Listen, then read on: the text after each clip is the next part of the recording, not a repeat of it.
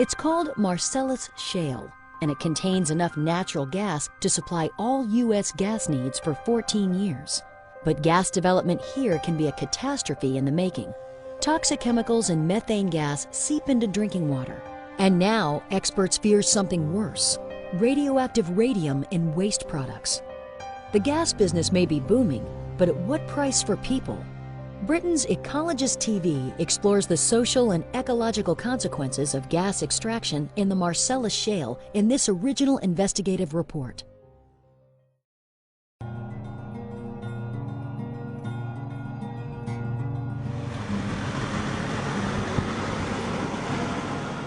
This is Bradford County, northeastern Pennsylvania.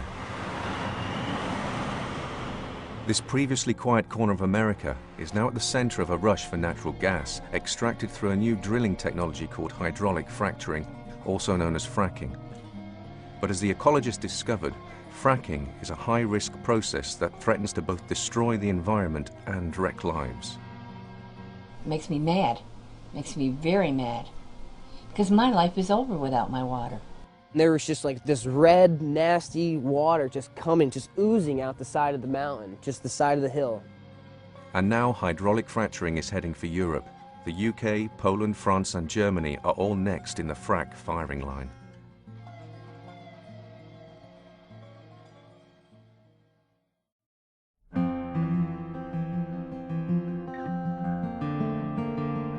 This is a picture postcard part of America.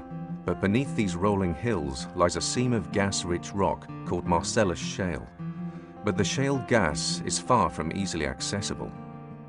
The process itself is that you drill down a few thousand feet into a layer of very dense shale, turn the well horizontally, go out and perform some other operations. Eventually you set off charges that blow holes in the pipe, and then you fill up the pipe with a liquid, and the intent is basically to get sand back in the cracks of the rock to hold it apart so the gas will flow. Gas drilling sites, or frack pads as they are known, have begun to appear all over the countryside, but these are just the tip of the iceberg. Professor Tony Ingraffia is one of the world's leading pioneers of fracture mechanics. The fact is that Pennsylvania is 3 years into a 30-year large-scale industrial development. There are fewer than 2,000 Marcellus wells in Pennsylvania right now, but they're drilling them at the rate of 4 to 5 per day, and the rate at which they're being drilled is increasing. The industry intends to drill between 3,000 and 5,000 wells per year for the next 30 years in Pennsylvania, and if they get their way, in New York. With many farmers struggling to remain profitable, the large royalty payments offered for land means that many are readily selling off their mineral rights. For others, there is also the promise of new jobs. And on a national level, it is argued that shale gas is a step towards energy independence. But in the rush to drill, concerns about the potential risks of fracking are being swept aside. When I first heard about shale drilling, it sounded like a pretty good idea. The thing that really got me interested and concerned was I found out that under the proposed regulations for New York State, you could drill a gas well 150 feet from this river or the lake that feeds it, which is the water source for this village. And that's just insane. One of the first problems observed in communities close to intensive fracking sites has been the contamination of domestic water supplies.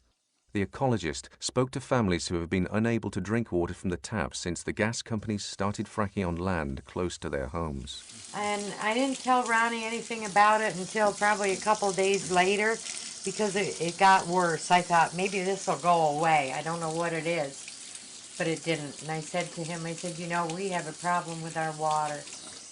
Water is a commodity. You might not think it is when you have it and it's good, but when you lose it, it's gone. You'll never get it back. Like we would take a glass of water out of the tap and it would have like an oil base on the top. You could smell it. It would smell like diesel fuel or some kind of oil thing. You know, I used to go to my sink and get a glass of water. I can't do that anymore. I have to put lotion on my hands 3 times a day from using the watering. Even wash my dishes or wash my clothes or anything. Meanwhile, increased levels of methane gas in water supplies have been reported in areas of intensive drilling. This is the water that's in my well, and supposedly I'm supposed to be drinking it.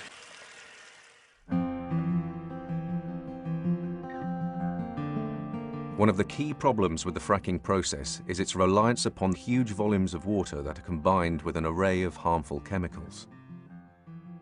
Carolyn Knapp is an organic farmer. I don't believe that they should be allowed to put chemicals into my ground, chemicals that are not allowed by my certification to be put in the ground, chemicals that I feel can do harm to my family, to the people around me, and I feel violated. None of those chemicals are potable. Methanol, hydrochloric acid, ethylene glycol, it's about half of 1% of the fracking fluid is a chemical, or is it really a cocktail of chemicals? And but do the math on that. That means that's 5,000 gallons per well is chemicals, or toxic chemicals that goes in. So if there's 8 wells per pad site, that's 40,000 gallons of toxic chemicals. We're losing farms far too quickly as it is, and to have one more circumstance that makes us lose the farms quicker is all the quicker that they'll be gone. There will be no more small family farms. The rush for gas has had other effects on the local community. Small towns have become clogged with gas industry trucks. I have to say, the days of having a nice conversation sitting out in front of the diner are long gone. Main Street's noisier and louder now than ever as a result of the large trucks that the industry requires. They run nonstop 24 hours a day through town, and yeah, the noise is louder than ever. Whilst the increase in traffic represents an inconvenience for local people, the high volume of trucks point to far more serious problems. Once the chemicals are injected and the fracturing process is complete, a large percentage of that fluid comes back up. So we have purposely polluted large quantities of fresh water with chemicals that do not belong in the human environment. And now we have the responsibility, the industry and the landowners have a responsibility to dispose of them properly. But we're talking enormous quantities. Whereas energy-rich Texas has over 11,000 disposal wells, the temperate geography of Pennsylvania means that only a few exist, hardly enough to cater for the thousands of wells planned in coming years. But the safe disposal of frack fluid is not the only concern. The amount of fluid that's running around out there, literally, in tanker trucks, thousands of tanker trucks, is such that one tanker truck going off the road with fracking chemicals in it into a river would pretty much wipe it out. This is like taking that rough and tumble, highly industrialized activity and plopping it right down in the Cotswolds. Maybe not such a good idea. Truman Burnett's retirement dream has been destroyed after a gas industry truck spilled a small amount of polluted frack water onto his property. My wife had some health problems, and this was her recovery area, and we had a little bit of heaven. The only thing you heard at nighttime here was your heartbeat. Now it's just totally devastated. And the water dumped out, down off their pad, down across my land, into my pond, through the pond and into the wetland here alongside me. And what it did, it killed the pond, killed the fish, killed everything in the pond. No frogs, no turtles, nothing. Our drinking water in our house has high concentrations of lead. They've recommended it, or they've told us not to drink it and don't bathe in it. From our heaven, now it's turned into our hell. The estimate of the Pennsylvania Department of Environmental Preservation is one serious environmental concern for every 150 wells drilled to date. You do the math. If we're talking hundreds of thousands of wells, we're doing hundreds or thousands of spills. That's called cumulative impact. So it goes to the heart of your question. Why are you not seeing all these things yet? Because the cumulative impact is accumulating. Come back in 10 years. The ecologist met with an ex-gas industry employee who described a spill on a site that he worked on. Some of the sites are well regulated, yeah, where DEP and OSHA and stuff like that, where they're right on them and stuff, yeah, they're well regulated. But the rest of the 95% of them where they're not going to go out to the site and look at them, no. No, they're not well regulated. Some of them are real bad. I've seen chemicals come out of the side, literally the side. It looked like the mountain was bleeding. It looks like a plateau. They had the pad here, and they have like the barrier fence around it, and there was just like this red, nasty water just coming, just oozing out the side of the mountain, just the side of the hill. So they're not doing something right. But a toxic cocktail of chemicals is not the only worrying component in frack wastewater. Critics argue it could contain far more dangerous substances. These shale deposits are rich in radium, radium-226. The level of radium in the Marcellus is about 267 times the safe disposal amount, meaning it'll kill you. So there's anecdotal evidence that these frac fluids will leach uranium out of these shale deposits. There's also radon in these shale deposits. So in addition to the fracking fluid, which we know is toxic, the frac flowback leaches radium out of the shale. The radium is carcinogenic, and that's something that's being introduced to the surface in a spill that wasn't there before. As the profile of the potential dangers of hydraulic fracturing grows, both public and experts are becoming increasingly concerned by the rapid expansion of fracking. But the gas industry have hit back with expensive ads, PR campaigns, and high-level lobbying. It's the cost benefit of BS, of PR, of ads, and payoffs to politicians is extraordinary. The return on investment of paying off a politician, running an ad, discrediting critics, it's one of the best investments that the industry can make. Although they declined an opportunity to speak on camera, a spokesperson for the Marcellus Shale Coalition, which represents the gas industry, told The Ecologist that gas extracted from fracking is both safe and a panacea for America, offering a fuel that is both a cleaner and a more secure choice than relying on foreign energy supplies. But Professor Ingrafia disagrees. Because in general, in the usage framework, oil and gas are not interchangeable. Petroleum is largely used for transportation. Natural gas is largely used for heating and for industrial activity. So until you can show me a plan as part of a national energy plan to transform our transportation system in the United States to one that uses natural gas, all right, that argument is specious. Natural gas burns cleaner than any other fossil fuel, but it is not cleaner in its life cycle. Studies that are being done at Cornell University right now that are going to be released soon in peer-reviewed journals will show conclusively that the life cycle cost in terms of carbon dioxide emission and methane emission from the development of gas from unconventional sources like shale is at least as dirty as coal. Professor Ingrafia is also concerned about unregulated fracturing practices spreading around the world. Not only do we now have a technology that has exceeded our regulatory capacity, we have a government saying something that's ahead of the technology.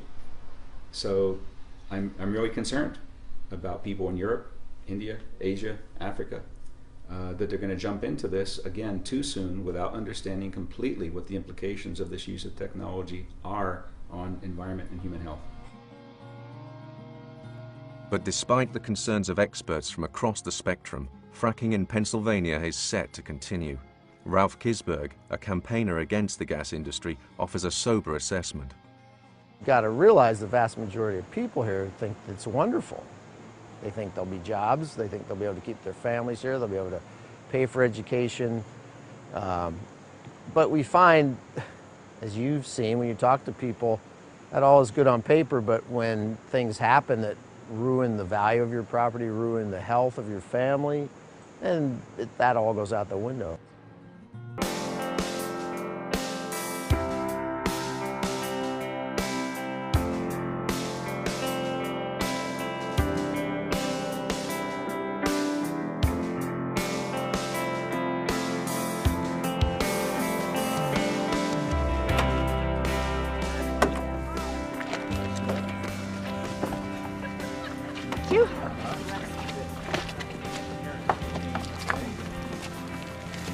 Hello, Will. How are you? Nice to meet you. You bet. Thanks for having us. You're kidding me. Oh my God. We have 2 rules of engagement up here today.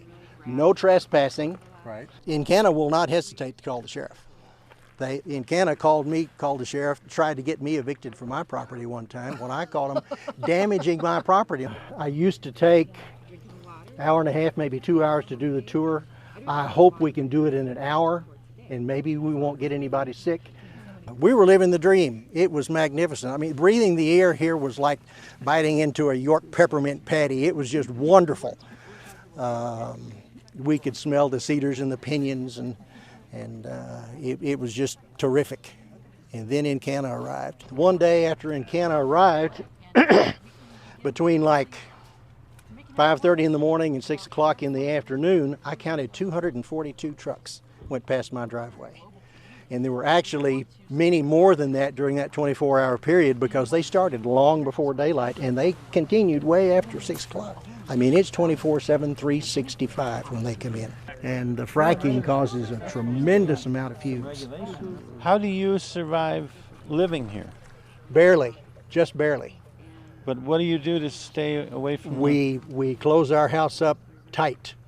Doors and windows. We can never leave doors and windows open. We have 2 serious problems if we do. We have this dust that is like powdered glass, and we have the fumes. And in 10 years, we have had hundreds of days that we could not go outside our house. And this stuff gets in your nose and your throat and your lungs, and you just burn from the tip of your nose to the bottom of your lungs. We cough up blood and we cough up mud. You can usually smell the fumes and see the dust? Is that how you tell when you can? There have been days that I could not see from my front porch to the road, which is 150 feet away. Nobody's monitored the air? Nobody's even tried? Aaron? We did an air quality test a few months ago. Aaron Newton did the test. I used to work out here, so I know that, there's presence of chemicals, harmful chemicals in the air. So what'd you find, Aaron?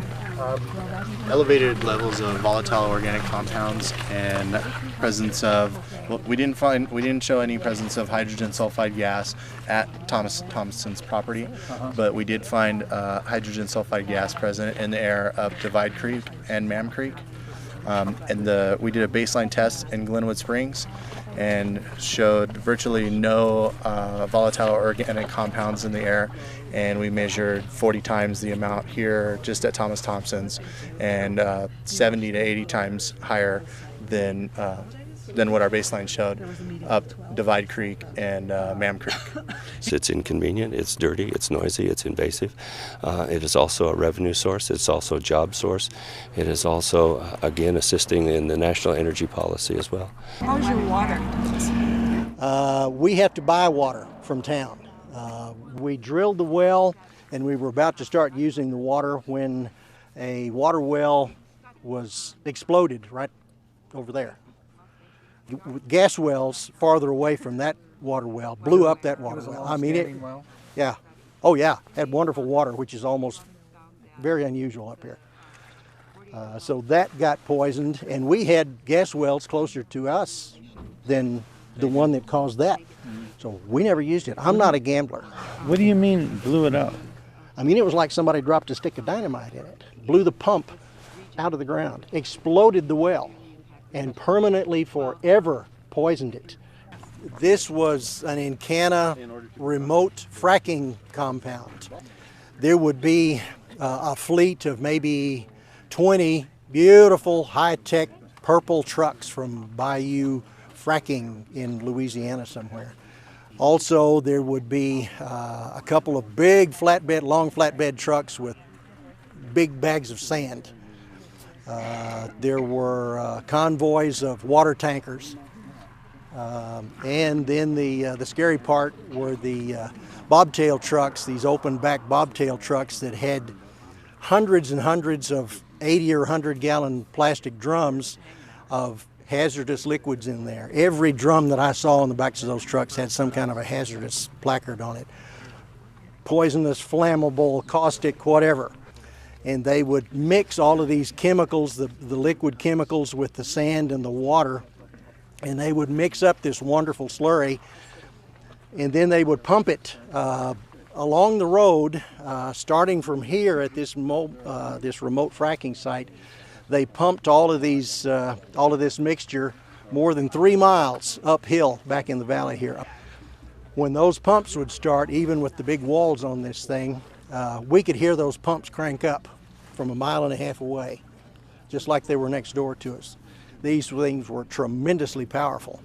Every 1/4 mile or so up the road, Encana had put up these signs this big, danger, high pressure pipeline, call this 800 number if you have a problem.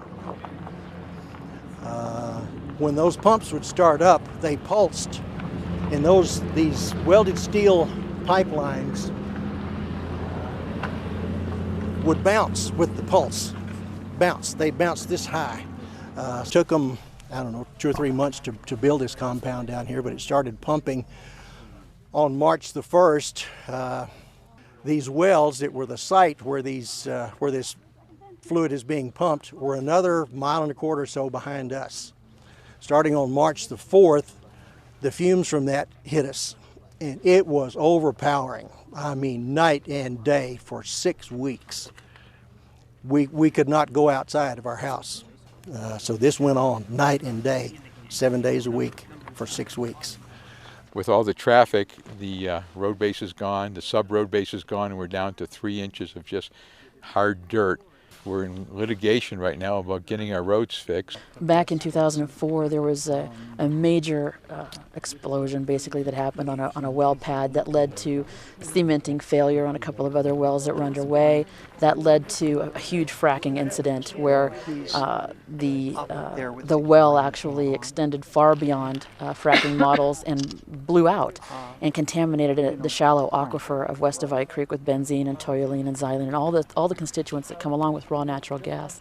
In fact, they estimated about 115 million cubic feet went into the environment, both terrestrial and aquatic, and we had a major exodus of wildlife, and those that died escaped, and or rather those that didn't die escaped, and the ones that died were picked over by vultures who themselves died, and so it was a horrible collapse of the chain, the web of life, basically in this area, and it had only begun to recover when something similar happened again in 2008.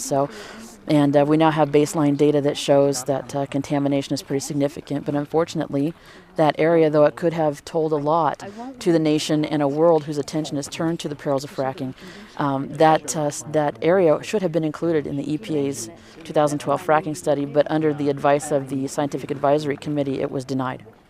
And what was their reasoning for that? They were very quiet about their reasoning, but I must only assume that it is because if the evidence is known, then action must be taken, and the industry must then, and all the politicians associated with the industry, must then acknowledge those risks and become accountable. And as we all are learning, that is something the industry and a number of politicians don't want to have to deal with. Reduction in your property value is? Has anybody tried to assess that? I'm thinking probably close to 60% so far. Really? Yeah. 60%? Yeah. Do you have any hard evidence, or is it just a... Yeah. Our property appraised at $508,000. After that, we built a $40,000 workshop, and we put in a little barn, like an $11,000 barn. This appraisal we got just here a couple of months ago is about $280,000. If we had to leave, I doubt we could get anywhere near that. Okay. Well, on my property here, the gas pumps up out of the ground there, and then it goes underground here in a pipe, goes to this little monitoring shed. The data that monitoring equipment gathers is electronically transferred to the office. That's the wellhead right there. That's the wellhead. That's the separator, and it catches your oil or your flowback / condensate from your gas. Come on, Sarah Jean. That's it. Is he okay? In this little valley here, we have probably got 50 or more pads. I would imagine that the average is 10 wells per pad. So we've probably got somewhere between 300 and 500 wells in this valley, each and every one of them emitting toxins into the air every day. Our state organization here that we're supposed to ultimately turn to is the Colorado Oil and Gas Conservation Commission. one of their representatives, he and I were talking about the big picture around here. We were talking about blown up water wells and poisoned creeks and herds of livestock dying, and an Encana guy had been killed on a rig back in our valley here. We were talking about pets dying of cancer, increasing cancer rates in children and seniors in particular. We were talking about all those things, and he, just very casually, he said those are acceptable losses. In northeastern Ohio, work was suspended this week at 5 wells used to dispose of wastewater from oil and gas drilling. The suspension follows a dozen minor earthquakes in that area since last spring, and an earthquake expert believes the two could be related. We asked Michelle Miller to look into this. This is the magnitude 4 earthquake which occurred on New Year's Eve, very close to Youngstown, Ohio. John Armbruster is a seismologist at Columbia University. Before March, there had not been a recorded earthquake in Youngstown, Ohio. Since then, there have been 11. Never felt an earthquake before, and it was just an experience. So Ohio state officials asked Armbruster to investigate. These earthquakes were sitting there waiting to happen. We have triggered these earthquakes. Armbruster believes the trigger was this Youngstown well that disposes of contaminated water trucked in from Pennsylvania and beyond. The water is a byproduct of oil and natural gas extraction called fracking. The disposal well pumps thousands of gallons of the waste into rock a mile or more below. Armbruster says the fluid may have made its way into an earthquake fault line. Pumping the fluid into the fault encourages the fault to slip. Armbruster says seismic readings allowed him to pinpoint the epicenter of the quake near the Youngstown well. It was about a kilometer from the bottom of the disposal well. But drilling companies and some scientists are skeptical. 177 similar wells in Ohio have operated without incident. The technique has been used since the 1930s at more than 100,000 wells across the nation. Tom Stewart is with the Ohio Oil and Gas Association. It has happened with regulatory certainty, regulatory excellence, and it's the best way to take care of this waste stream. Clusters of small earthquakes near wells in Oklahoma, Texas, and Arkansas have also drawn scrutiny. Art McGarr is with the U.S. Geological Survey. First of all, the location of the earthquakes is quite close to the wells. Secondly, the timing of the wastewater injection also coincides with the earthquakes. As for Ohio, officials have shut down the Youngstown well until they can be certain of the risks.